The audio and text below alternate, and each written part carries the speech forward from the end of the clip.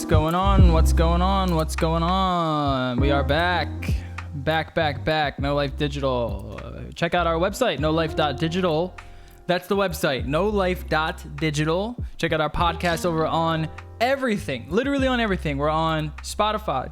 We're on Google Play Radio. We're on Apple iTunes. We're on Stitcher. We're on Pocket Catcher. Everywhere. Check us out. Subscribe. If you don't even need to go subscribe, you can just go to the website, listen here, listen individually. You can also just head over to the videos tab and watch each episode in its video glory. All right. What's up, homies? Let's jump into the show. What's going on? I need to figure out how to fade that. I'm back. Yes, we're all back. Took a little week off. Yeah, but I was gone for a week before that too. Oh, right. Yeah, you were. Moving. Yeah. Moving and grooving. In here to the deep south. How you like it? It's all right. Last time I saw Jerry, he had his shirt off. Yeah. How hot is it? Today is pretty nice. Today it's only like 86. Today's fine.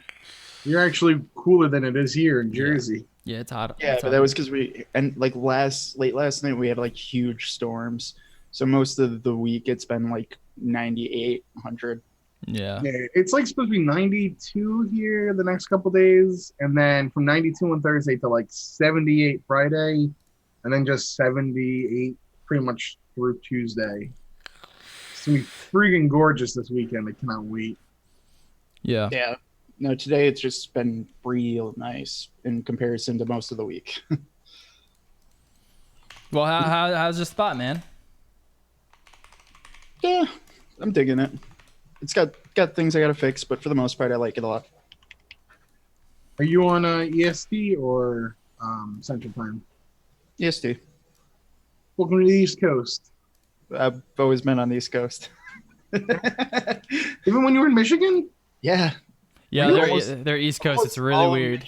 Almost all of Michigan's East Coast. Weird. Because there's parts of Tennessee that are Central Time. It like confuses the hell out of me. Yeah, I Yeah, know. but no, It is weird. No, because you got to remember too, the U.S. it's not perpendicular. It's very slanted. So like Tennessee is actually like, for driving down here from the middle of Michigan, I barely went through Tennessee. I actually went mostly through Kentucky, and then like a tiny bit of like East Tennessee, and then we actually cut into North Carolina instead. Okay. Right. So Tennessee is west of Michigan mostly. Not much, but mostly. Yeah, that's so weird. As you look at it on the map. Mm. Yeah. Yeah, because the end of the Earth is like round. So it's curved. And the way that it kind of lines up. I know, when I went to Michigan, I thought it was weird too. I was like, dude, we're so far. Sorry. The Earth is obviously flat. Come on. I'm just kidding. Are you though? You never know these days, man. I'm kidding. Is that still a thing? I probably. Did they give up on the goof? No. I really enjoyed that conspiracy theory. I really think like that was, oh man, if you ever wanted like a drink the Kool-Aid, cash out type of scam, the flat Earth theory is the king of the crop. To make people believe that the Earth is flat, and then buy your books, buy your stupid fucking t-shirts, pay for your Patreon, all based on this crazy notion that the Earth is flat. It was like it's quite genius. I'm kind of jealous of it. I'm a big fan of cults, by the way. We know. We're gonna make one. You tell Jerry that we're now the hottest thing on Mixer. Oh yeah, no, I lied because we're not streaming to Mixer. Fuck, We're not streaming to Mixer. I forgot to turn it on. We're the hottest thing on Mixer. So how does that go? I've actually been thinking about it. I might start streaming next week a lot, and I've been really contemplating doing it on Mixer. Well, I have it on the restream. If you want to do it, I can just flip a switch and it's on there. Because next week, expect the worst show ever out of me. All right. Saying, I'll be here. I won't be talking. Why?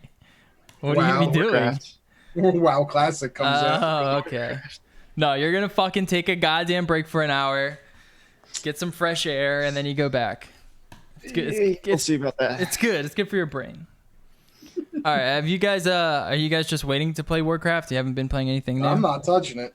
I'm waiting. Yeah, dude. Like I've mostly been getting like the whole guild and everything like that, all that crap ready. And I'm mostly just waiting for it, dude. I'm excited. Yeah. I don't do MMOs, so I don't think I can care less. I kind of want to play it. The problem is that I don't know if I can't spend the time that you spend on that fucking game. It's too much fucking time. Especially classic, dude. Yeah, You know, it's just too classics, much.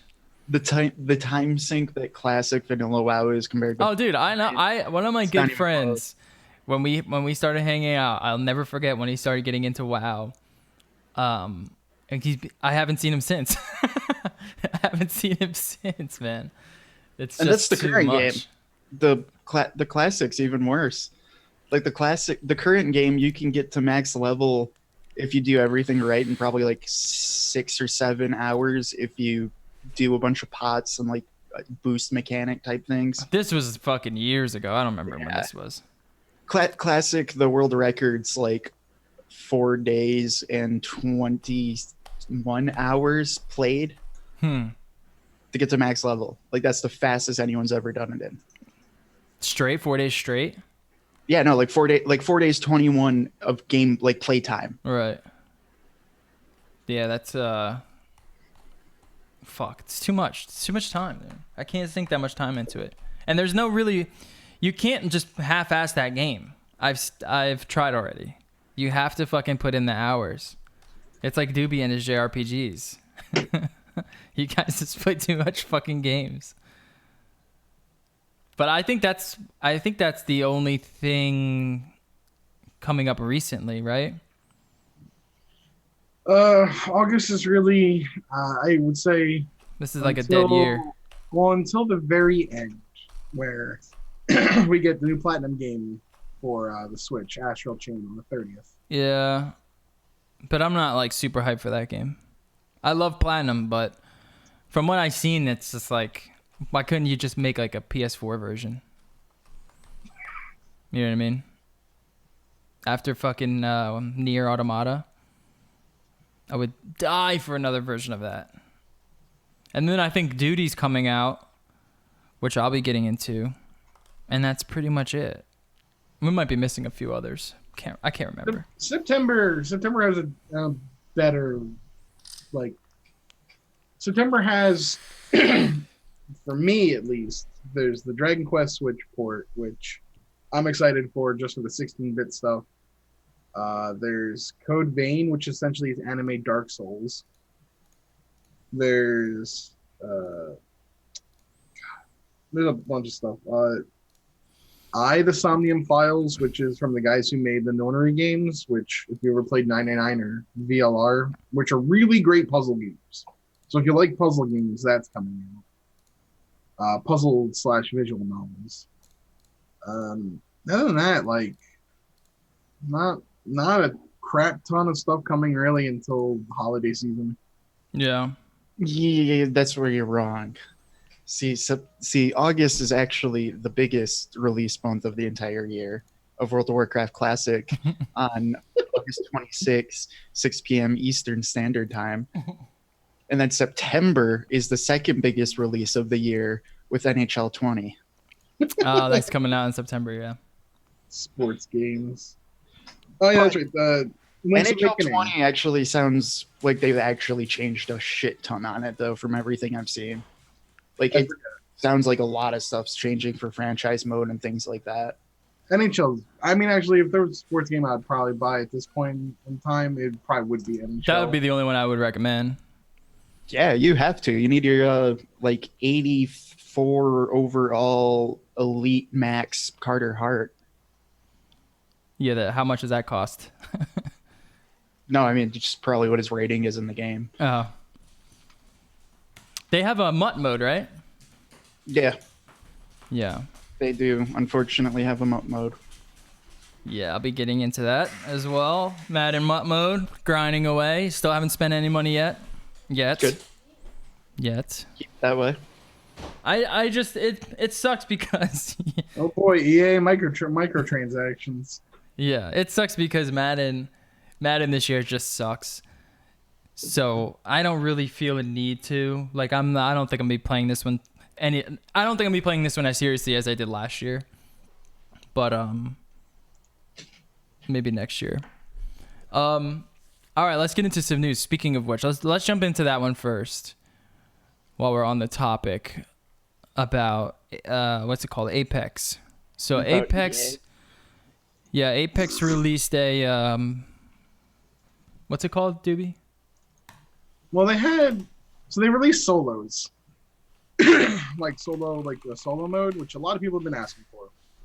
Like, Yes. they had squads. Now it's like, all right, we got solos. Everyone's been clamoring about. But they had this thing where it's called like the Iron Crown event, and they had a lot of really cool looking skins. And the last event they had that was like kind of the prelude into ranked mode had it was all challenge based, so you were able to unlock some cool skins by doing challenges. This time they essentially made it where you do the challenges and you get 2 free loot boxes with a 50-50 chance of either being an epic skin or a legendary skin. However, unlike the regular loot boxes, which are $1, they made these loot boxes, yet you could buy them, because you can only get 2 free ones. You had to pay $7 per loot box.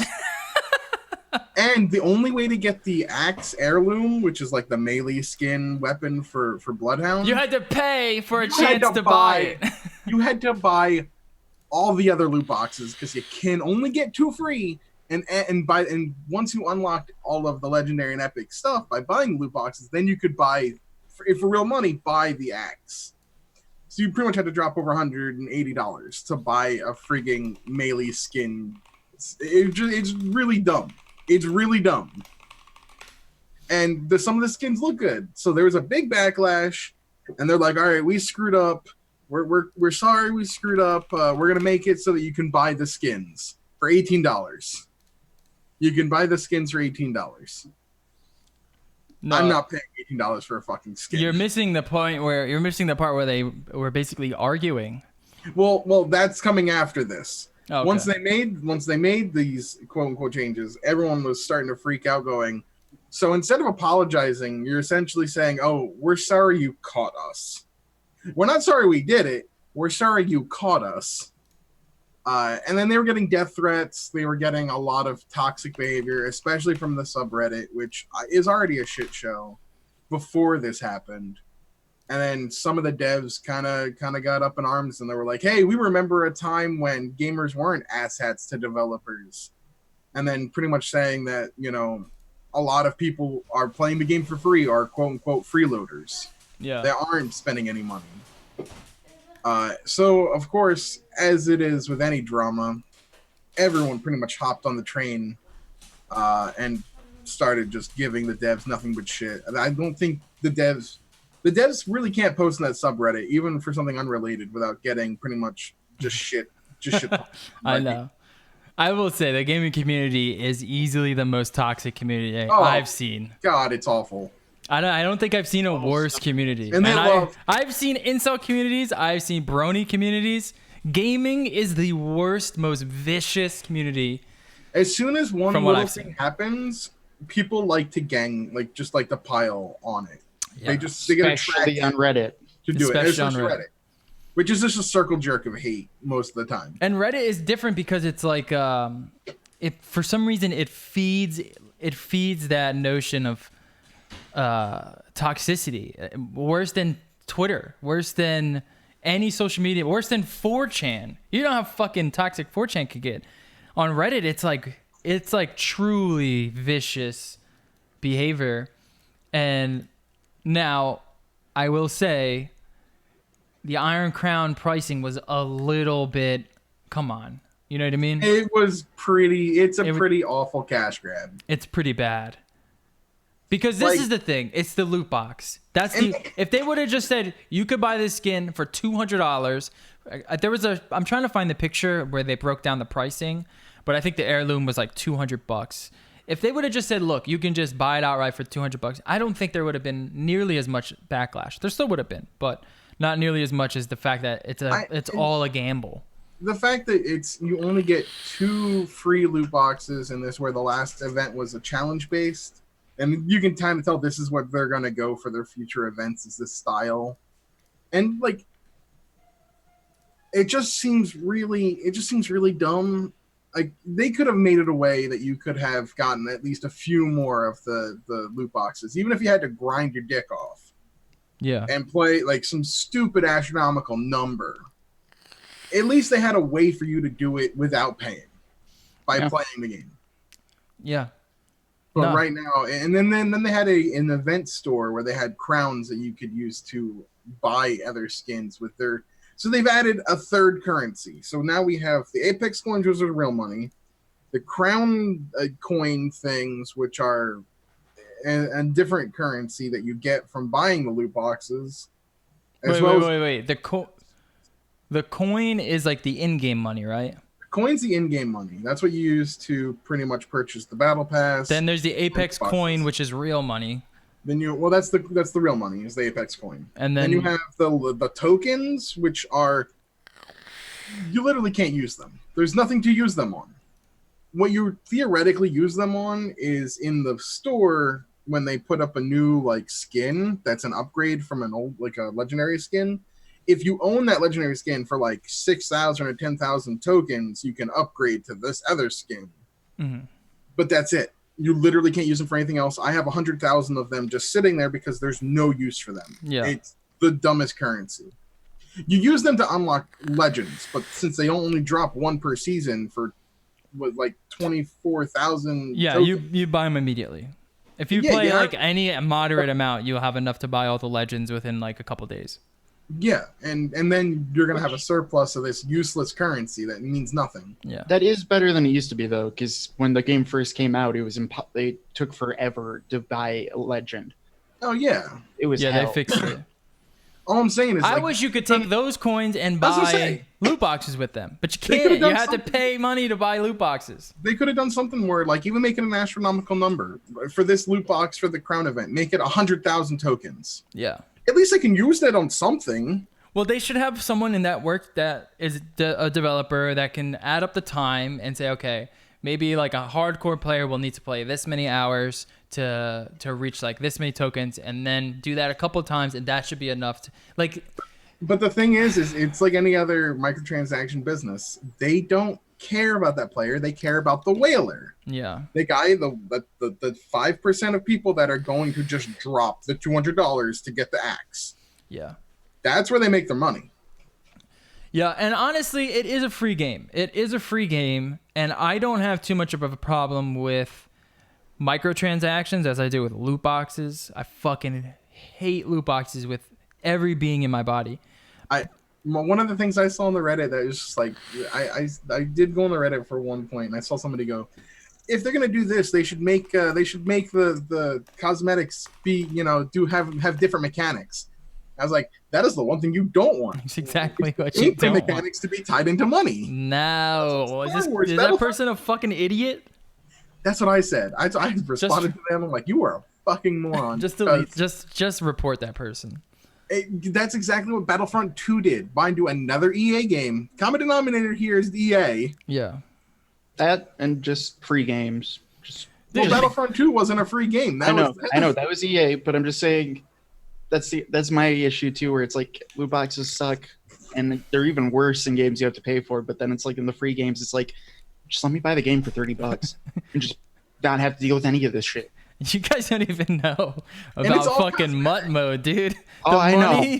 That goes on in MUT mode is... That's why every time I tell you no. It's so much money. They honestly could make Madden a free game. They can make those games free games off of the money they make on MUT mode. Oh my God. It's insane. Madden should be free. I would mind it. I would say Ultimate packs pay for all of EA. I don't think Madden should be free. I think they should release the Ultimate Team mode of Madden as its own standalone free game. Okay, I'd be down with that. Don't play. You can't play the base game. You can't play franchise mode. You can't do all the things you would on a paid game. But if you had just the Ultimate Team as a free-to-play game, Yeah. I think that would be. I think that could be a thing. Yeah, I wouldn't be too opposed to that, but it's so. I mean, EA is raking in the microtransaction cash. So when you see it in like a free game, especially a game that like a lot of people really enjoy, it stings, twice as much when it's like a blatant cash grab because the pricing is just insane. And the worst part is, I think some of these skins during these skins they have for this event are some of the best skins they've made. Oh, of course. Because a lot of the skins suck. Of course. And I expect the War Machine skin is like for Pathfinder is really good. I haven't even seen them. I have to check it out. I haven't played it in a while. I'm not paying $20 for it though. No. You're out of your fucking mind. $20 for fucking skins. To be fair, it's 18, but the way that the purchasing works is you have to spend $20 in coins. It's insane. It's too much money, man. It's too much money. $1, $2. I'm okay with. I will buy so many skins if they were like $1 or $2 because I would buy them. I blame Riot for everything. The downfall of all video games. The price of 3 skins. I agree. Could buy a brand new game, a $60 game. Dude, for the price of like the entire heirloom set, you can buy you can pay a bill. Yeah. You can pay your fucking rent. Just pay my card bill. buy Apex Legends as a fucking actual normal video game. Oh yeah. Nope, that's not happening. I mean, this is the thing too. It's like I get why they're upset too because speaking about EA, like the developers, like it was the backlash was a little much. There was a little bit of animosity that kind of came towards them that is unwarranted. It is a free game. It doesn't affect any of the gameplay. It's just the fucking skin. I think some people got a little bit too worked up about it. But at the same time, on Reddit, no. The gaming community on Reddit got blew something overreacted. I'm shocked. Yeah. It's EA. If it was any other developer, it wouldn't have gotten that out of control. I mean, this is on Forbes. Even Forbes wrote an article. Apex Legends Iron Crown loot box pricing is hilariously out of touch, that's a great headline. It really is. It's too much money. Wait till they find out about MUT mode. It's so much. Forbes is not a legit website. I'm sorry. They write some good articles. It's a lot of free. They do. No, Forbes, the actual publication, is trustworthy. Forbes, the website, is open to anyone. Oh, this is just like an opinion piece. Yeah, their editorial opinion, like I think they seriously at this point have had probably like 20,000 people write an opinion piece on Forbes by now. Yeah. It's a blog. But I mean, I would still say that this article holds up. That's a great headline. And reminder, EA has a 10-year plan for Apex Legends. Yeah, 10 years. I mean, told you that shit ain't lasting 10 years, and it looks like I'm right now. It does. I in the first 2 years, so that next 8 you can just live off of it. Oh yeah. I mean, they cashed the fuck out on this game. I hope Respawn isn't too soured by this. I hope that they can see it as just constructive criticism for what it is, because if you got rid of all the noise, the criticism is completely valid. It is absolutely insane to be charging that much money for skins. It's just too much money, especially when you're preying on younger kids. This is what's the rating on this game? It's a T rating, right? I think so. I would assume so. Let me double check. Not MSRP. What is it called? ESRB. ESRB. MSRP. SRP. It's teen. Yeah, it's a teen rating. So it's like you're preying on kids who kind of have a little bit of cash. They kind of have a brain, and they're going to be highly susceptible to vices such as gambling and addiction, stuff like that. It's a little bit worrying. They just need to team up with Grand Theft Auto. I don't get why I guess they must have done the numbers because, in my opinion, it would make more sense to charge a lot lesser of a price for skins. That way, more people have access. That more people will buy them. There's no fucking way I'm paying $20 for a skin. No fucking way. And that's the low end. You know what I mean? The heirloom was up. That image showed it was like $200 for the heirloom set. Like to get to buy it and then to buy it was around $200. You're out of your fucking mind.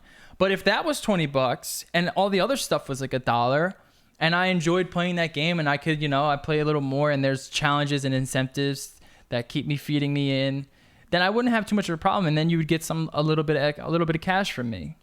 But I mean, when you price it like this, they're solely relying on those whales. That's the only way I can see it. And I guess they have done the numbers. I guess that's just the most profitable way, because there's some dum-dum that's gonna fucking pay for that shit. All right. So what did they fix, Doobie? How did they fix it? What's the fix?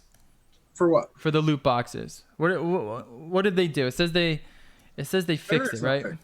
They didn't change anything? They made it so that you can now, instead of preying on luck for a loot box for $7, and you can now choose what you want to buy for $18. Oh, okay. I don't have a problem with that.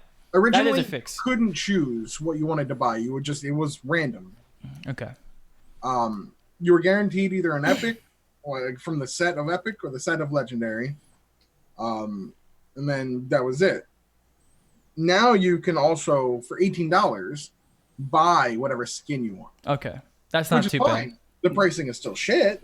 Pricing is bad. It's really bad, but that's way better than a fucking loot box, in my opinion. And of course, the game still suffers from all the other issues like CodeNet, Code Leaf, constant disconnects, hit reg problems. Yeah. Solos has a lot of people teaming up because, mind you, you can squad up in game. You can get 2 other people into your party, and then you can go into squads. However, you can also ready up for solos from that menu, pretty much guaranteeing that all 3 of you get into the same game together. Oh, really? So people can team up in solo play. You have an option to report players for teaming up. That is a thing they did add, but they didn't have it originally. Yeah. However, I think that when you're in a squad with like people playing, that solo button should be grayed out. You shouldn't even be able to select that thing. Yeah, they need to fix that. That's kind of dumb. Interesting for that, yeah. Yeah. That seems like just an oversight. That's just where people will go in, they'll team up, and then they'll trade. They'll just do win trading. Well, they'll just trade wins. Yeah, but then they win a coin that you can't even spend. You know what I mean? It's dumb. It's so There's dumb. no point to doing it other than your KDR. All right, moving on. I think 18's okay for a skin, depending on how much you play the game. Yeah, it's okay for like the top of the top. I'm also, it's also a first person shooter, whereas like Fortnite and all them are like behind the back third person. You can actually see your skins. In this one, you actually can't even see your skin. You're showing off to other people. That's true. I'm used to Path of Exile, aka GGG, who I love them. I think their model works really well. But if you want an MTX skin in GGG world, Path of Exile, $18 pretty cheap is all I'm saying. I mean, look at the skin game in CSGO. Yeah, I mean, there was a whole fucking gambling industry that was built from it. I remember playing CSGO, and it's like, you just got a crate. You need a key. I remember making my own skins. For a crate. I used to look at Jerry's frozen face. I know. No, you can make all the skins and stuff like that, and but I don't know. CS:GO is one of the weird ones to me, where it is loot boxes and it's too much like loot boxes, but I do like the flip side of that, except just there's too much corruption with it, obviously, of skin trading, gambling, and stuff like that. But I do, in theory, like the idea of trading. You randomly get a skin, you can trade it. Like the players set the price of what they think that skin is worth or whatever. I like that too. I like that a lot. That's like the auction house in the MUT mode, which is pretty cool too. Right. Yeah, that's like just like a classic auction house in Diablo or like, you know, any MMO, stuff like that. I like that. But it gets corrupted though. used, and especially because you had to buy it from a loot box in the first place. Yeah. No, Should've just, like, CS:GO. given you this game. CS:GO. I love the trading aspect of it, but it is one of the worst offenders of the loot box game. But then again, you got to realize like that is an old ass game that's always been free. No. No? It's only recently been free. It's been free in the last like year or so, but it's always cost $15. Oh, maybe you're right. Yeah. Yeah, I guess you're Until right. like about a year ago, it went free to play. But before that, it was always had to pay money for it. Yeah, I actually remember getting my mom's credit card to get 1.6, and then getting it again to get Source, and then getting it again to get Global Offensive. Did you play that one? You know what I'm talking about? Not Global Offensive. You're thinking of Danger Zone or whatever. No, not, it was the that's story new mode. Yeah, I know what you're talking about. Yes, I played that a bunch. It was like the blue box or whatever. Yeah. It was like the re-release of 1.6, but it had like a weird like campaign where you had like you and two bots going Condition through. Zero. Condition Zero, that's it, yeah. Condition Zero. Okay, yeah, and you had like a campaign with bots where you like equip your bots and shit like that. Yeah, dude. Yeah, I got 1.6 and I was like, oh, Condition Zero, gotta get it. And then Source came out and I was like, oh my god, dude, this is the best game ever made. No one played Condition Zero. No. I also played a lot of the World War II one. What's that one called? Day of Defeat. Day of Defeat. Oh man, I love that game. I always wanted Day of Defeat Source, but I never had Day of Defeat Source. I just had the original, but I spent way too much time on the original. Yeah, man. Source Engine all day, dude. All right. Day of Defeat's that's a classic. I want Day of Defeat again, to be honest. Yeah. So fucking fun. All right, let's get into Gamescom news. Gamescom, which is Jeff Keighley again. Is that his Jeff Keighley, man. Is that his thing? We got some announcements. Switcher 3. First announcement that we have up here, Switcher 3. And Doobie, you said that Digital Foundry basically said it's a great port, right? From their hands-on time, the official article, let's see what it says. October 15th in a few months. Yeah, it's not that far away. Yeah, apparently tech enthusiasts Digital Foundry have had a chance to go hands-on with the game, and they've come away with the verdict that it's an excellent port from their short time spent with it. Of course, it has visual compromise, which it's inevitable. It has to have the compromise, but apparently it runs at a decent frame, like a good enough frame rate, and it plays. Yeah, that's kind of what you want, right? I am curious. Is it all of the expansions together? It is. It is the complete edition. That is fucking insane, dude. It's all of them. On the Switch. How much is it selling for a full 60 or is it like 40? It'll probably be 60. It's a Switch game. That's true. That is very true. It'll probably be 60, but I would pay $5 million for it if that's what they price it. It's worth it. Yeah, and that's crazy. It's got all the expansions as well as 16 free DLCs. That's gonna keep me busy, dude. Yeah. I'm still playing it. I just started getting into Gwent. We were talking before the show. There's so much more stuff that I haven't done. I haven't even really fucked with like oils and decoctions. So much shit, man. So much shit. So much Witcher gear that I haven't gotten. It's the best game literally ever made. All right. So that's cool. It's coming to the Switch. The port's supposed to be pretty good. Little Nightmares coming multi-platform. Little Nightmares 2. Yeah, that was like I wasn't expecting them to announce Little Nightmares 2. I know you really enjoyed the first one. Oh, it was an excellent little indie title. Spend a couple hours, play it. It's really, really it's just like a pleasant game to play. Nice little puzzles, fun little story. It's kind of dark. Yeah, I enjoyed it. Second one wants to have co-op too, so that should be fun. Yeah, that'll be cool.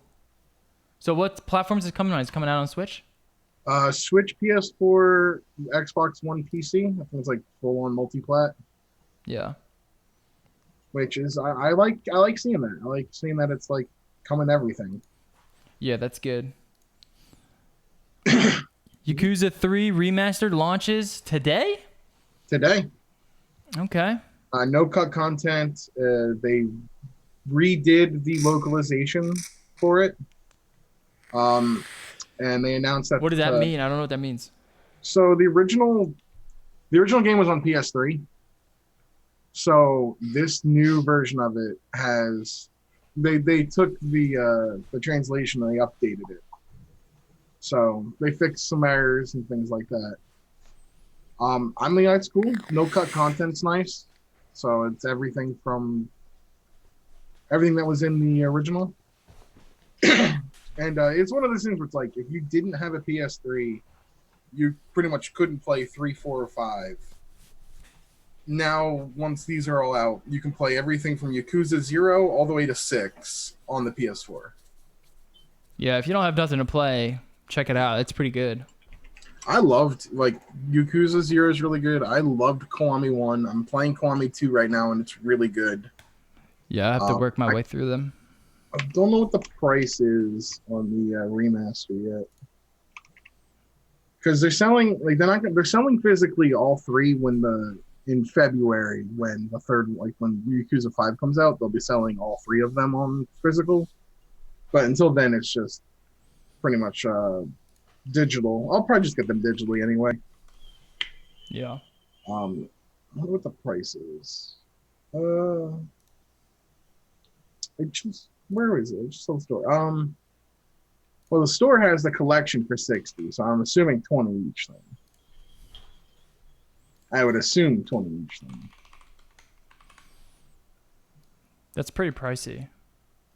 Oh, wait, never mind. Okay, you're paying $60 for it, but you can download the third one now, download the fourth one October 29th, and then download the fifth one February 11th. So you're paying $60 upfront for all 3 games, but you can only download one of them right now. It's kind of like, it's almost like DLC at that point, but still. It's kind of whack. That is kind of whack, but I definitely want to play them. And you can get Yakuza 6. Just wait till they all come out. Don't do that. Just wait till they all come out. I don't know, man. There's so many games coming out. All right. Cyberpunk is coming to the Google Stadia, which is obviously the premier way to play this game through Google Stadia. It's actually pretty cool. I mean, it's kind of like CD Projekt Red just kind of swinging their dick once again. They make a great port for fucking Witcher 3, all the DLC, all of the expansions on the Switch, and now they're going to bring Cyberpunk to the cloud. I think that's pretty cool. I don't think we got any new footage from Gamescom, did we? I think it was all the same footage. Nah, it's a little. It's kind of new, I guess. Looks fucking great, man. Yeah, there was no new footage. The only new footage that I know of that came out of Gamescom was this next one. Death Stranding, yeah. Yeah, baby. BB. God damn, dude!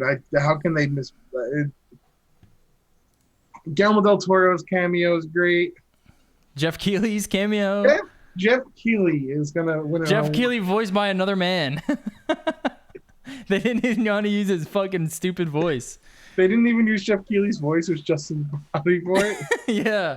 That's so depressing. Yeah, they used someone else's voice, he said. Some dude named Alex, I think.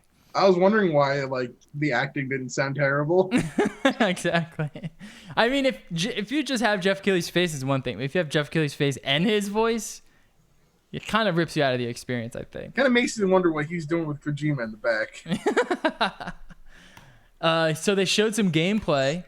It looks so weird. You can piss. Yeah, they open up the gameplay with you pissing. Well, they open up the trailer and you're looking at BB through this womb. It's basically this womb that's connected to the cloud, and they're able to feed the womb motherly data to the BB in order to grow it, in order to keep it happy and to keep it safe. None of this makes sense, by the way. I just don't understand any of it. It doesn't. We don't know why the BB is in a womb to begin with. It's Kojima. That's why. Yeah, but it's pretty cool. I fucking love Kojima and his stories though. So I'm getting hype already because he's really good at like piecing up the details. So it starts off with the BB. You're talking to the BB. You strap the BB to you, and then they kind of go to this open area where it's just basically empty. I mean, it looks really nice, but it's just emptiness. You find like this outpost, you shoot up a ladder, you climb to the outpost, you talk to Jeff Keighley, then you slide down a mountain, and that's the end of all the gameplay that they give you. No action, no shooting. I don't know. Pissing is kind of action. Oh yeah. There was pissing involved. Since they showed a whole meter of your milliliters of urine that you have in you. Yeah, you're gonna have to manage your piss. And apparently, you can use it as a weapon. You have to manage your. There's a piss management system in this game. Which groundbreaking. which I think might be fucking annoying. Oh yeah. Considering I don't even like to piss in real life. But nonetheless. I'm so confused. Are you pissing or was the BB pissing? That's the question. No, it was Norman Reedus pissing. Oh, okay. But they did confirm you will not be able to actually look at Norman Reedus' dick. Yeah, they were trying to move the camera to show you, and he just kept moving his He's got a shy bladder. Yeah, and then you go and you meet Jeff Keighley, and then you slide down a hill, and you crush the BB, and then you have to rock the BB back to sleep, and then put it back on your stomach, and that's where it ends. And I couldn't be more excited. There seems to be a lot of survival mechanics going on. So, he also said these outposts are going to be connected to other players in some way. So this is like an online. It's almost like an MMO style game, I guess. I'm not exactly sure, but that's like they keep bringing up like there's this big twist to the game that is supposed to be the groundbreaking part of this game, and I'm assuming it has something to do with multiplayer, something to do with other people. We just don't quite know what yet. I don't know. Like I said, I'm just not a huge fan of survival mechanics all that much. Like when No Man's Sky came out, I'm not saying this is like No Man's Sky because it's not. But when No Man's Sky came out, we were promised one thing, and then it turned out, oh no, this is just a survival game.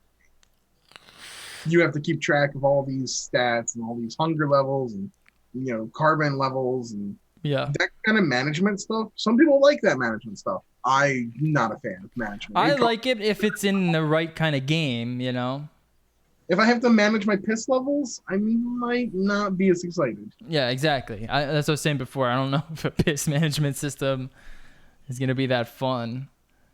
But it is Kojima, and I can't remember anything he's disappointed on.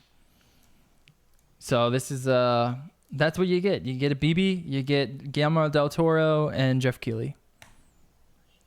Okay, and Ori and the Blind Forest coming to Switch.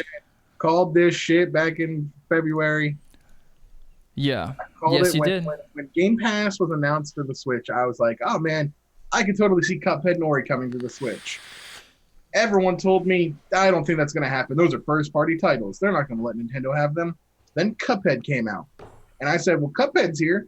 I'm waiting for Ori. And now that we got Ori, I can gladly say I was right. Yeah. And then Ori's a fucking dope game. It is a fantastic game. I will be picking it up because I can also play it on the go. It's the definitive edition, so it's everything. And it is a game that I can easily say is beautiful and emotional and fun. Yeah, it's a really good indie title. Super Hot, Hotline Miami, Risk of Rain 2, which I'm kind of excited about. I'm wondering how Risk of Rain 2 is going to run because I have friends who play it on PC. And mind you, they don't have bad PCs at all. And even they have some problems with like FPS dipping when there's a lot going on screen. Yeah, it gets a little hectic. See how the Switch handles it. Torchlight 2, Eastward, which is a new game from Chucklefish. I didn't see this. What's this? Yeah, it's like a new. I don't know if it was an RPG, but it looked like an adventure game. But Chucklefish has made some really good stuff. They've published and developed a lot of really good stuff. So. Wow, the art looks great. Oh yeah, anything that they have is good. And anything they have their name attached to, I'm interested in. What else did they make Stardew Valley? Is that Chucklefish? They did Stardew Valley, and they made their favorite game. Yep. Yeah, and they published Wargroove, which was really good. Oh right, that's the other one, Wargroove. They didn't develop it, but they did publish it. Oh okay, it's kind of. I mean, it looks really good.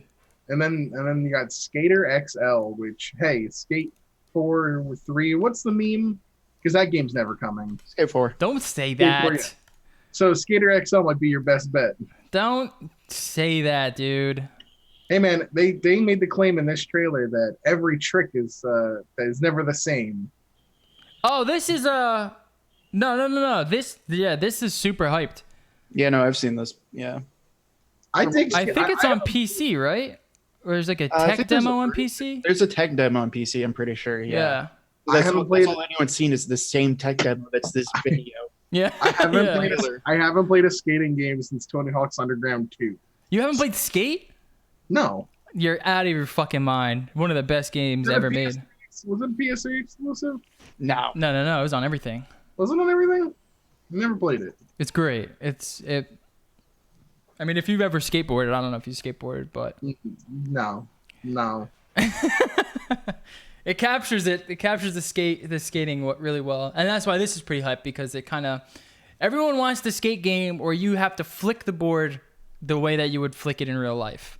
So you can do all sorts of crazy, funky shit, and everyone wants like that technical aspect to a skate game, not just like press triangle and a left to grind and do a no slide. You know what I mean? Yeah. Like how Tony Hawk is. Like actually have to at least go like up and to the right to do a kickflip or something. Like imitate what your feet would actually be doing. Right. So you want more of a technical version, whereas Tony Hawk, I would say, is like the arcade. Exactly. Yes. That was when Skate came out. Everyone was like, "This is it," and it was great because then Skate 2 came out. You could set up like your own runs where you would have like these different sets that you could do and just zip back and try to do stuff. And this looks pretty cool. This looks like a little bit more of an advanced version of that. It looks cool and it looks good, but I'm a little disappointed if I'm being honest because I think I've seen this level as a technical demo for like a year now. Yeah. So like it'd be cool if they showed anything more than just that, I guess. Because I'm pretty sure like Smitty played that at least a year ago now. Yeah. I mean, I just learned about it maybe a few weeks ago, and I started to look into it. It's it's well done. Just needs to be finished. Yeah. And I don't know why Switch. I don't know why Switch. Maybe. Okay, it's on Switch. Fire Emblem 3 Houses, now second best-selling Fire Emblem game in US behind Awakening on 3DS. Which mind you, Fire Emblem Awakening on 3DS when it came out had a larger install base since the 3DS at the point when it came out had already like accrued whatever Everyone and their mother had one. million, like so many consoles. 3DS is one of the best-selling like handhelds I think Nintendo's ever had. Awakening if it was so best-selling, why didn't I have one? I don't know. It was a great Because system. they Should have had broke a one. lot, so you had to buy 3. No, I think I did have one. Yeah, I love 3DS. I think I have 3 within an arm's reach of me. Right Awakening was kind of like their Final Fantasy, where it was, this is the last one we're making, and if it bombs, we're done making them. And then in the US, it just, for some reason in the West, it exploded in popularity. So this one being with a smaller install base, being the second best-selling, and probably will be the best-selling when it's all said and done, just because time means more people will buy it over time, especially when the DLC comes out.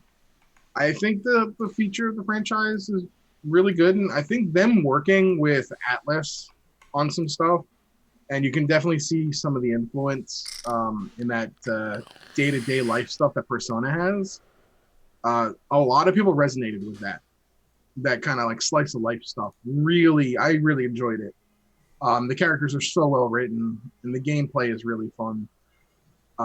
So like I'm excited. I'm happy that Fire Emblem is doing well. Which means we'll get more. True. No, same. I'm happy because I've always enjoyed the Fire Emblem style game. Still will say normal was way too easy. Play hard. Or Lunatic when it comes out. I'm not playing Lunatic because I'm not stupid. Okay. Sony buys Insomniac. I thought they already owned them. Yeah, so did I I. legit thought they owned them. Then I forgot that Sunset Overdrive came out on the 360. Yeah. Oh, yeah. I forgot that Or was the that game. Xbox One or whatever it was. Was it Xbox One or was it 360? See, I don't even remember. I just remember that it was a game That no one played. that nobody played.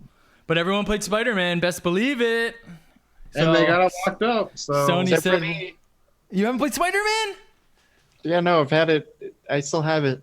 Still haven't played it. Oh, you haven't? You haven't played it? Good. That's even worse. Yeah, no, it came with my PlayStation. I still haven't played it. Oh, all right. Whenever you have DLC.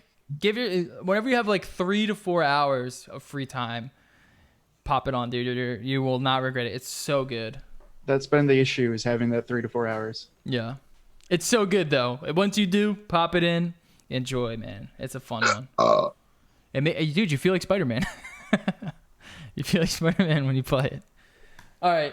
Yeah. So I'm not surprised by this. Spider-Man did so well for them, and it felt like a Sony sort of game release, didn't it? Oh, I mean, yeah. It just felt like a Sony release, and like it just makes sense. I wonder if they'll revisit Infamous. I believe that was Insomniac, wasn't it? I don't know, but that was an Xbox game, wasn't it? No, it was a PlayStation exclusive. Infamous Second Son. That was the second game. Oh, that was Sucker Punch. Never mind. Yeah, Sucker Punch. I was wondering who did Infamous. Yeah, Insomniac's behind Ratchet and Clank, Resistance, and Spider-Man. Ratchet and Clank, yeah. Really does seem like it's just owned by Sony. It really does, right? Yeah, it just makes sense. I mean, Sucker Punch is working on that Ghost of Tsushima game, so. No, Sucker Punch does good shit. Yeah. So if you're Insomniac, I would assume the check had to have been nice and fucking juicy. Because Spider-Man did really well. Critically too. It did well critically and in sales. I don't know if selling to Sony was the best idea, but well, I mean, they're probably betting pretty heavily on the PS5. That's the reason why I think they would do that. Everyone's kind of aligning their alliances right now. I mean, wondering what other games that they're gonna have make for them now that they're essentially a first-party studio. Well, maybe we'll get a release title. Because they did the Resistance series, that was all PlayStation exclusive. Spyro, Ratchet and Clank were all PlayStation exclusive. No, there's basically mostly PlayStation. I only remember Sunset Overdrive being on an Xbox. And finally, Persona 5 Royal officially coming to the West spring 2020. What is this, like is this a expansion or something? It's weird because this isn't the first time that they've done this thing. They did it with Persona 4, where on the PS Vita got Persona 4 Golden, which was like essentially the definitive edition. There was some extra stuff added to it, but this one adds in a whole new semester, which you didn't get to play in the base game. So like, after the events of Christmas, it usually like time skips all the way to March. In this one, you actually get to play that whole extra semester. There's a new character, there's new dungeon, there's a bunch of there's 2 new confidants, there's a bunch of new mechanics like team up attacks that weren't in the original game. It's hard to say that this is like a definitive edition where it almost feels like this is the true version of the game they wanted to make. Because there's just so much being added to it. There's a lot of stuff in this, even in the story, that we don't know yet, that looks like they're exploring the idea of dreams. So there's just too much added to call it a definitive edition. But it's not like a sequel. Okay. I don't know. I'm excited for it. I'll be playing it, of course, because I'm a sucker for Persona. And everything I've seen from the Japanese videos, and the game comes out in October in Japan. Everything I've seen, this game looks like the version of Persona 5 to play. Well, it's not on Switch, so it's not. But what I'm hoping for is that since this is coming out in the spring of 2020, maybe once it comes out, we can finally get Persona 5 Arena. Give me my fighting game. My Persona fighting game. I just want it on the fucking Switch.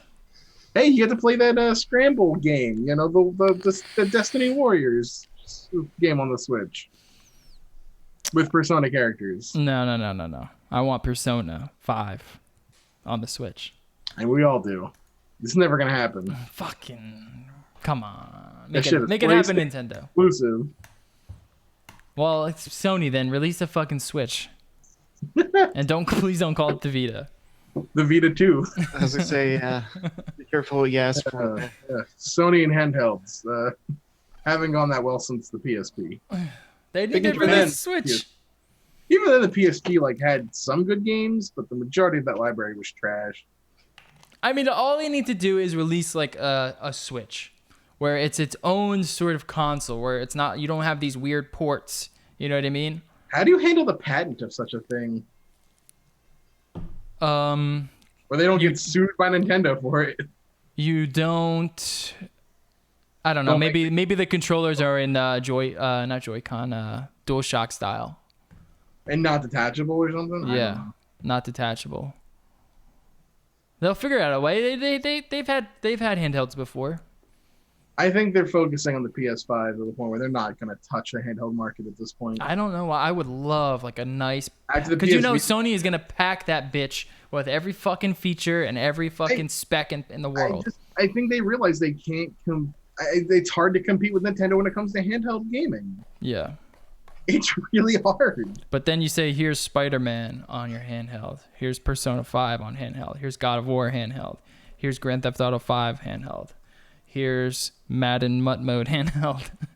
And then you're like, ooh, okay.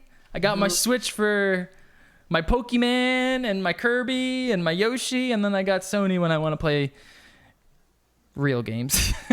Yeah, but those games I would rather play with the good ass graphics on a PS5. Sure. With a controller. You say that. You say that. Persona would like on the go. God of War, not really. I feel like I would want to sit down with God of War. You say that. If you gave me the option, I don't know. I might have to take, one of them on the go. All right. Let's go into tech. We got a couple tech stories and we're done. Wait, Doobie, before you leave, you're buying the Note 10? I have the Note 10 Plus pre-ordered. The store is going to. Oh, you went with the Plus? Of course, I went with the Plus. It had the expandable storage. Oh, that's the only one with expandable storage? Yeah, they don't. The 10 base doesn't offer expandable storage.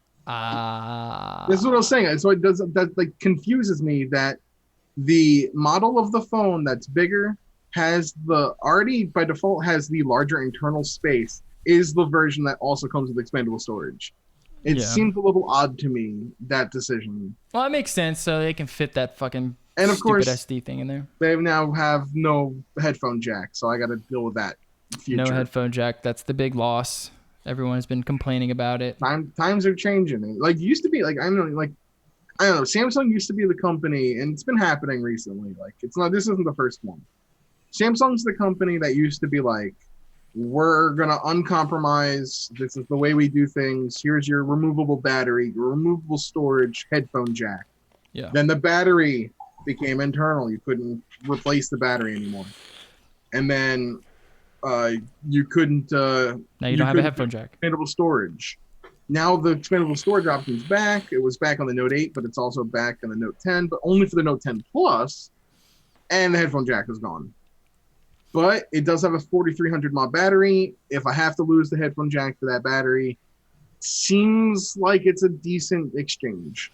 I will say this phone, from what I've seen, the pictures it takes, the videos it takes, the specs on it, it's gigantic. It's a pretty, it's a fucking powerhouse phone, man. This is the phone that the deal is, I'm on that lease, of course, because that's how like phones work now. They're like, after 18 months, you can go on a payment plan for 6 more months at this rate, and then you pay off the phone that way. Or you can continue to quote unquote rent it, which they're like, you don't want to do. Trust us, don't do it. Rent the phone? I can pay, yeah, and it becomes a problem because New Jersey laws are weird. And then you can just pay outright $240-something in 18 months to buy the phone outright. With a phone like this and all the things I'm looking at it, like, as long as I keep it fine, with the expendable storage and the amount of storage it already has in it, I don't, like, this might be the last phone I buy for years. You I say say that. that now. Say that, I yeah. say that now. I said that when the Note 8 came out too. You But say it, that. you know, You but gotta we'll- you gotta remember It's they a make lot of these phones. phones, so you have to buy a new one in 2 years. yeah, They in 2 make them years that way. when everyone's got a foldable phone, I'm gonna want that new hotness. Yeah. I don't know though, like $1,000 for a phone is so much money. Yeah, it is. It's outrageous, but it is an advancement of human of humans on this planet. So it's not that much bad of a price, but I get it. I had a long conversation with the guy at the Sprint store, and we were talking about like just how bad of an idea the fold phone was. It's not a bad idea. No, it's not a bad idea. The execution was Bad execution. Yeah. Yeah, the because execution is the fine. idea of the phone is like they wanted to put it on the outside. So when you fold it, you would fold it like it just made more sense to make it almost like a book where the foldable was on the inside. You wouldn't risk breaking that screen at all times. Yeah, that's how the Samsung was. Yeah, no, well, the Samsung, no, the you would fold it around so that the glass was all like the screens were on both sides. Whereas I was thinking more like they should have it where it folds inward and maybe have something on the outside on a case that shows you your notifications or time or whatever. Well, But that you would open it like a book. that's how the Samsung's was like that, except it had like a little mini screen on the front. So you folded it like a book, and then on that front part was a little mini screen. So if you wanted to make phone calls or text real quick, The other way, where it had the glass all on the outside. that was the Huawei. Huawei did that. That's a bad design. Well, the thing is that That's a bad design. the crease. There's a crease that happens both ways in that essentially it's more minimized when the screen's on the outside because the phone is not folding the screen as much as if it was on the inside. So they're gonna have to figure that out. I see what you mean though, being a bad idea because it's easy to fuck it up. There's gonna be a way to almost like dual monitor it. I would like it if you folded it like a book, but I wanted a full screen on the front if I need to use the phone as like an actual phone. I also don't like how there's a gap. Yeah, but that makes it 3 screens. Just buy Motorola's Razr one when it comes out. I mean, I like the Samsung one, but well, Just wait until graphene. I'm happy with one screen for now. Just wait until graphene's a thing, and we have phones that we can just Roll strap. up. Yeah, like a scroll. Jeeply Yeah. says wireless headphones are the future. Making phones without a headphone jack isn't that outrageous anymore. I would agree. If the price was good, a lot of these prices are pretty high. As someone who owns a few pairs of wireless headphones now, I do agree. And the battery They're life. getting- And the they're battery life. No, it's the battery life for me. They're getting better, but like if I'm being 6 hours honest, is I'm not still, enough. even with the fucking iPhone, I'm still going and getting a dongle most of the time because I already have to plug in 6 things to charge at the end of the fucking day. I don't always remember to plug in my 8 pairs of headphones that I'm Yeah. gonna have to make charge. I Fucking work an 8-hour work sorry. day, and I have my headphones in pretty much 7.5 hours that work day. If I'm not getting at least 7.5 hours, I'm not going to use it. They'll get you that long nowadays. Like they are getting better, but I still think it's like I'll completely believe in wireless headphones in like 5 years. I still think they're on their way there. I mean, for me, if I'm using wireless headphones, it's a casual listening. It's a podcast. It's running around, and in that case, they're great. In that case, if I really want to listen to something, I'm not going to be listening to it on my phone. You know what I mean? I'm going to be listening it to something else. So for me, in that use case, I like where it's at. I agree that it's still not perfect. I love the AirPods now that you could just fucking drop them on a wireless pad and forget about it. You drop your phone, your AirPods there, and they're always charged, which is nice. Then that's getting there. That's like what I mean, where it's getting better, but it's still not. It's to the point where it's like I use them for my commute, but like when I get to a work or something, no, I want to plug in real headphones just because I don't want to deal with when they randomly die and then I have to get up and go to my charging. Oh, it's the worst. I mean, it's a lazy first world problems or whatever, but they're not there yet. No, there's been many times where I go run out of the house, I bring my headphones and they're dead. Yeah. And it fucking sucks because you can't listen to your fucking headphones. You have to go get the dongle, and the dongle's in the car, and the car's away, or it's in the office, and Yeah. at that point it sucks. But I don't understand. Why not just have fucking both? Like the cable is not that big. You know, it's not a space issue. That's my thing, where it's just like, Give me both. it is the future and it's on its way there, but it's still not fucking there yet. You could still have both. Yeah. That's what I don't get with all these phone companies. I don't get it either. Give me both. Because there are some times where I like to use my iPad and I have to plug in headphones because I want to listen to something or watch something. And I want to do the same with my phone. You know what I mean? But you can't. You have to get the wireless ones. I or have a a dongle. I have a dedicated set of iPad headphones because they won't work with my phone. So I have to carry on 2 sets of headphones with me or the dongle. Yeah. That's All just fucking stupid. I'm sorry. Speaking of Apple, MacBook units recalled for safety risks of their batteries. What's the year? 2015, mid 2015. So to confirm which model you have about this Mac, and from the Apple menu in the upper left corner screen, if you have a MacBook Pro Retina 15-inch mid 2015, then you can recall it. You get a voluntary recall. And you should. And you probably should. Yeah, you probably should. You don't want to risk. I mean, these are pretty violent explosions with these batteries. So just do it just to be safe. Plus, you're gonna get a fresh fucking battery. Exactly. You're gonna get a free. It's a 3 or 4 year old machine at this point. You get a free battery. Go get your free battery, son. That would fucking be such an upgrade to your computer, and especially if you're not doing anything intensive. If that's just your like walk around machine, it's gonna fucking be awesome. The other flip side too, though, is if you're a business person, you fly on planes a lot. That's on a TSA no fly list now. Yep. So definitely go get it. Yep. Swap it out. Have you seen the new? Turn down a free battery, dude. No.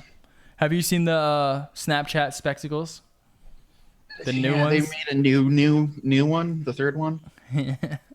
They look even dumber than I would have ever expected. No, dude, that's been the crazy thing about the Snapchat spectacles to me is like, you started off and they were really fucking bad, and then you were like, how can we make it even worse every time? They did. They succeeded in that mission. They succeeded in that mission. They're so dumb. They're so fucking dumb. I hate every aspect of it. They don't look good. They at least make them like normal sunglasses. Like, go with just like regular sort of Ray-Ban style. Like, you buy them the $5 ones at like Urban Outfitters or something, or some sort of like Oakley style, just regular. They have to be these goofy fucking round like Stevie Wonder glasses. Well, that's an old Ray-Ban style. Like, I don't hate that idea of the style. That works for some people, but that's not a very universal style. It's like goofy looking. You add like 8 bars on top of it, and yeah. If it was just round, oh man, I'd be all for it. But the big line across the top, I mean, I get you have to put the fucking camera somewhere, but anyways, the big kicker on it is that they're going to be selling for $380.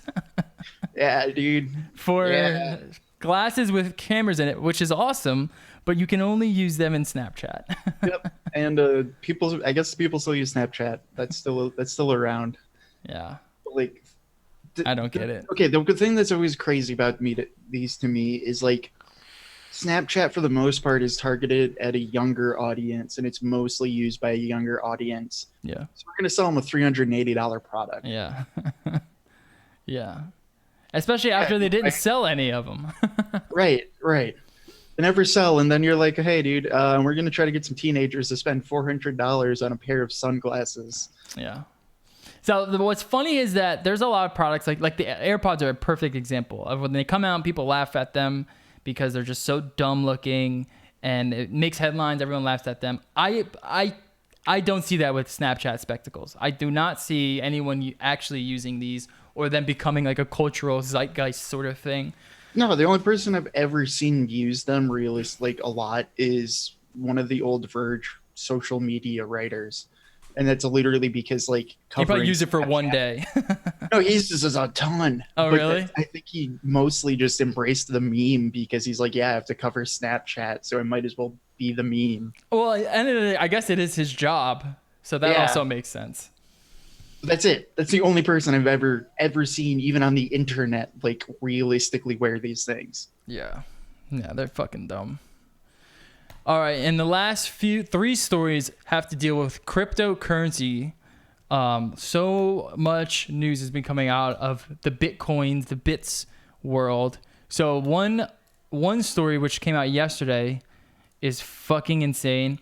There's been these like people that try to claim that they're Satoshi. No one knows who Satoshi is. Yeah, it's a thing that keeps going on. There's been an entire cryptocurrency that's valued at like $300 right now, where the owner of it claims he's Satoshi. He's going through this whole legal fight right now.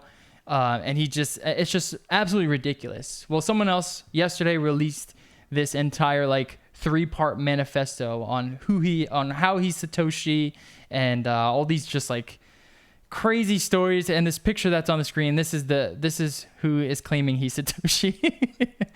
Balil Khalid, a UK national who now goes by the name of James Can. He is now claiming he's Satoshi.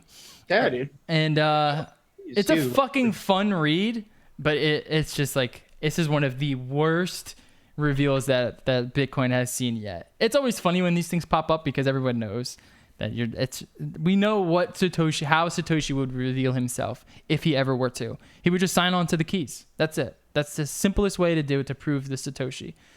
Of course, this guy has to say he lost his private keys to the old Satoshi address. Just like how Craig Wright, who's the guy, owner of Bitcoin Cash, he also lost the keys he's a Bitcoin Satoshi's Vision. It's just like complete bullshit. It's just, you have someone that is so revered in the world and no one knows who he is. It's like me claiming I'm Banksy. You know what I mean? It's just so fucking stupid. But it's a fun read. Go check it out. There's a big scam that happened a few days ago from this. This is actually pretty interesting. This is from one of the biggest Bitcoin Ponzi schemes in China. They dump a ton. Yeah, the Plus token. And they had somewhere around 200,000 Bitcoin, billions with a B, worth in US dollar value.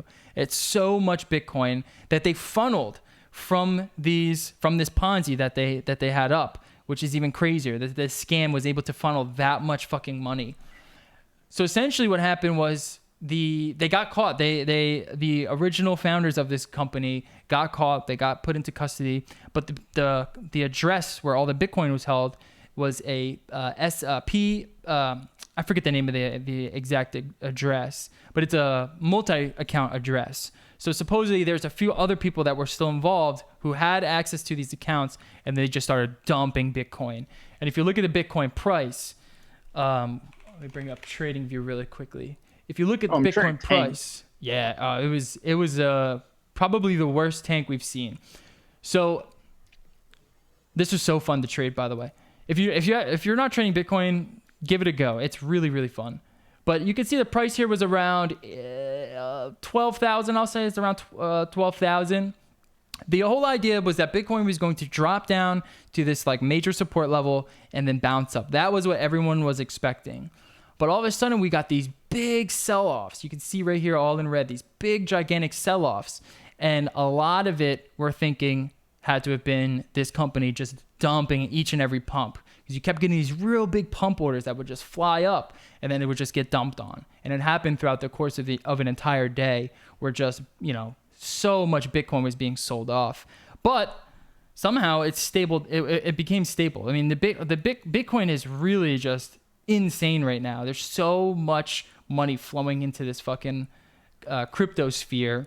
And it was able to stable off, and we were able to sort of recover back from it. Now, I'm not claiming that this company, this sell-off, was the reason for this dump. I think there are other factors as well. There was Goldman Sachs came out. They said Bitcoin's going to 14,000. A lot of the times, these big institutions, they'll say, hey, Bitcoin's going to 20,000. They expect the price to pump. They get the retailers to pump it, and they just fucking dump on you. That way they can scoop up some Bitcoin cheaper price. That might have something to do with it, plus the sell-off, because there's definitely a sell-off going on. We saw the accounts. They were moving. There's still a lot of Bitcoin left in these accounts. They still have a lot more to dump on. But very fascinating story at a Plus token was the name of the place. And Yeah. I'm like surprised and impressed that it stabilized quickly because I could have seen that like killing it, to be Yeah. honest. Oh yeah, I mean it could have easily gone down to like $6,000, which would have been really bad because then it would have been a complete reversal of this. I mean, from the trend so far, it's about a 6-7 month trend. It's just been going straight up. So if you zoom out, you can see like the price really hasn't done much in the last few months.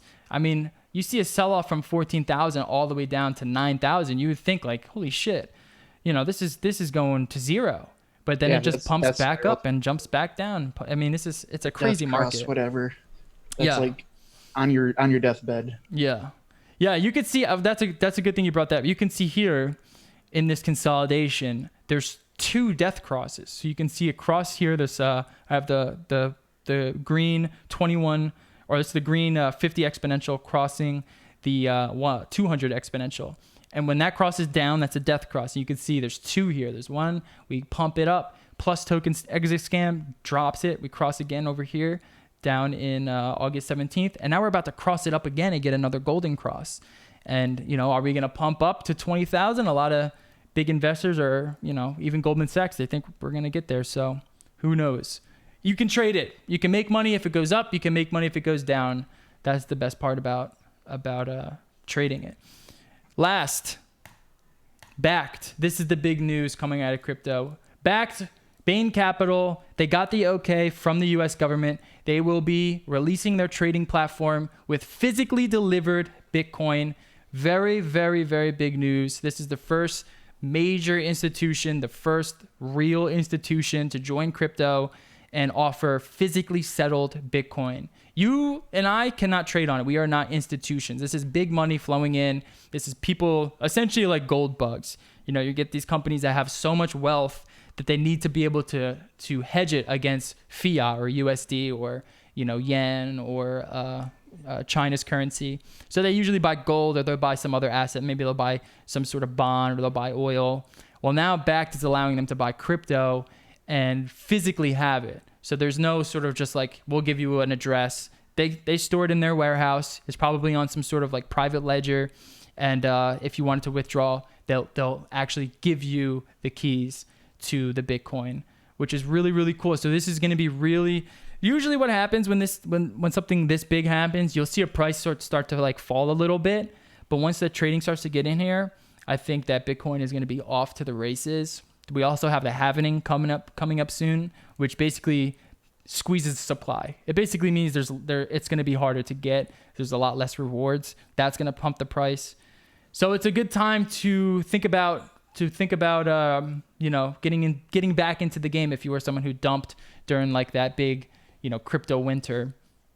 There's so many new exchanges now where you can trade futures and options.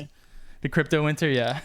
the crypto month of December where everyone lost their money. Yeah, it was 3,000. Well, and if you would have just fucking held it, almost you would have been fine. You would have been fine. Or you could have just sold it and then buy back in. Just saying. Well, you would have had to sell it when it was at the top. You would have had to been able to see. Yeah, you sell it when it's going up towards the top. When that was what was crazy about that whole crypto winter thing to me. It was like, dude, everyone knew it was about to crash. Like if you paid any attention at all, know what I mean? At crypto winter, it was already crashed. It was already at 3,000. You would have had to sell it at like the height of the Bitcoin. Oh yeah, but I mean like the December, at the beginning of December or whatever, you know what I mean? When it was hitting like 12K for the first time or whatever, and everyone and it. You're saying 2017. Yeah. A couple of years ago or whatever. Yeah. No, the crypto winter was last December, where it was around like $3,000. Everyone was like, I mean, the crypto fear and greed index was at like an 8. People were fucking bugging out. But then just boom, we hit this fucking rush. Now, a lot of people think it might be manipulated. It might be a lot of the whole tether debacle. But the problem is, it's like you don't want to be behind on it. If you are looking to invest on it, you don't want to be behind on that market. So it's really scary, you're taking a big risk, but there are really big rewards behind it. I mean, if you would have just held like, a few Bitcoin at $3,000, that's like 400% investment. That's insane. 400. There's no other market in the world that will give you these type of returns. It's just That's just how it is with crypto. It's gambling. Now you could it could very well drop back down to 3,000 mark. You know, you gotta play your hedges, man. You gotta play your hedges, especially now with like there's a lot of just like recession fears. The U.S. is devaluing the dollar once again. China and U.S. in the trade war. It could either be a really good time to invest into like an alternate currency, or it could be a really bad time. So you got to make sure that. Coin. Oh yeah, Facebook points. I have a whole thing. Maybe I should do a video on that. I personally think that would be a fucking phenomenal thing for crypto, just for one reason only. It would get rid of Tether. Tether wouldn't be a fucking issue anymore. Tether is a big problem in crypto. From what I'm hearing, it's a bubble that's waiting to explode, and that's going to really tank the price. And I think the sooner the better. Pop it now while we're at like 10 grand, you know? You don't want to pop it when it's at like 40, 50 grand. All right. That's pretty much it for all. Do we have anything else to talk about?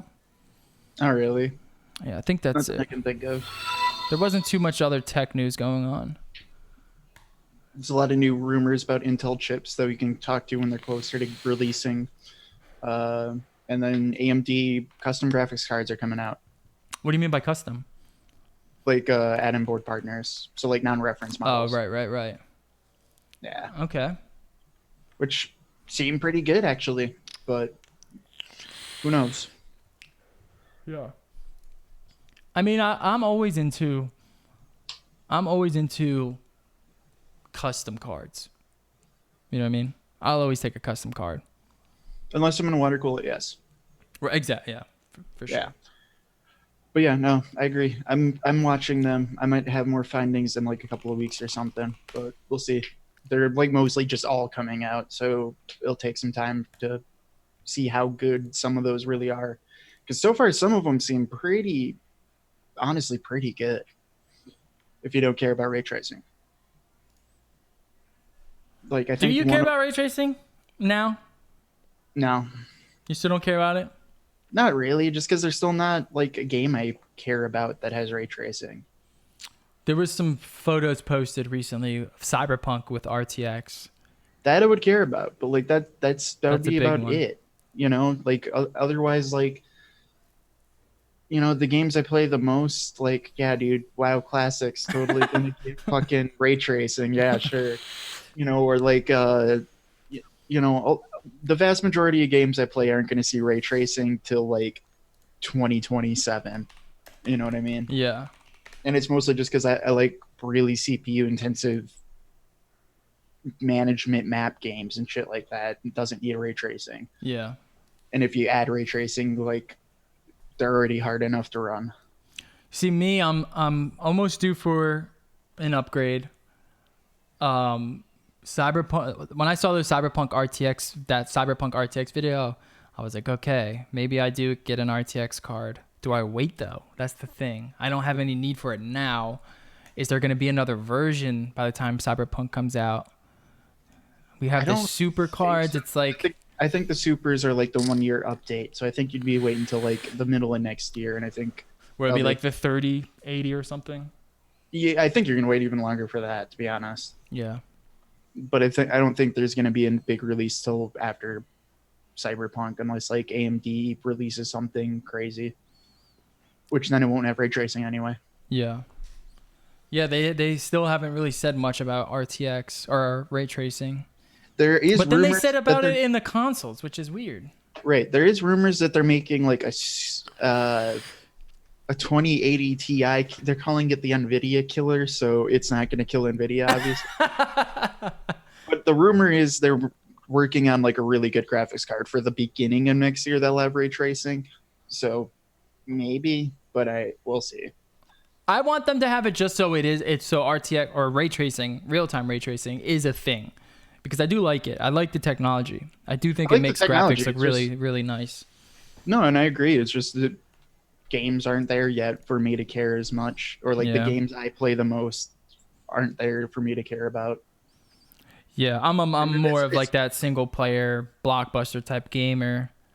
And for those I do like, but like it's like with my multi monitors, you know, like for the most part I'm still I care more at the moment still about running 144 hertz before I care about ray tracing. Yeah. Now, for a story game, then yeah, I'll max it up to 1440p or 4K, and then I'll care about that. But like, if you're running 1080 and even 1440, like, yeah, like how much does ray tracing really do for you versus the performance loss? Yeah. Yeah, that's the thing. When Cyberpunk comes out, I'll make that decision. But or if they're like, hey, Witcher 3 now has RTX mode, I might have to run out and go get it. True. I always want to play the most fucking epic Witcher 3 ever. Dude, how do you get mods? I was trying to mod Witcher 3 and I downloaded Vortex, but I don't really know how to use it. Isn't there like a mod thing on Steam? I couldn't find it. Steam Workshop. There's Steam Workshop, but then Vortex, they do like a bunch of they'll have their own downloader, and you'll download things to their downloader, and that should put it into That's like the manager? Yeah. All right. And that should put it into the game for you, but you have to launch the game from the manager. Okay. Like, not just off of Steam. I'm going to do that tonight. Because I got a bunch of mods for it. It's a little confusing at first, but once you figure it out, it's really easy. Dude, there was a mod for Witcher 3 where you play as Henry Cavill. Who, by the way, put out a Snapchat or Instagram post about how there's only 6 more days until Classic World of Warcraft comes out. Oh, did he? Yeah. Very nice. You must be a big fan. I like this Henry Cavill guy. Yeah, no, apparently he's just like waiting for 6 days, and we're just never going to see Witcher 3 or the Witcher Netflix show ever. That's fucking great. I mean, and if you're a fucking celebrity like that, you don't have to fucking work a day in your life, dude. You could just play WoW Classic every fucking minute of your week. That's apparently what he's going to do. I respect it. All right, let's get out of here. Thank you all for listening. We'll catch you guys next week with the same old show every Tuesday, 6:30 p.m. Hit us up. NoLife.digital is the website. Subscribe to the podcast on YouTube, Twitch, Google Play, Stitcher, Apple iTunes, Spotify. We're on every platform. I made sure of it. There's no excuse. Every fucking podcatcher out there, we're on it. So you better start listening. All right, we'll catch y'all later. Peace. Peace.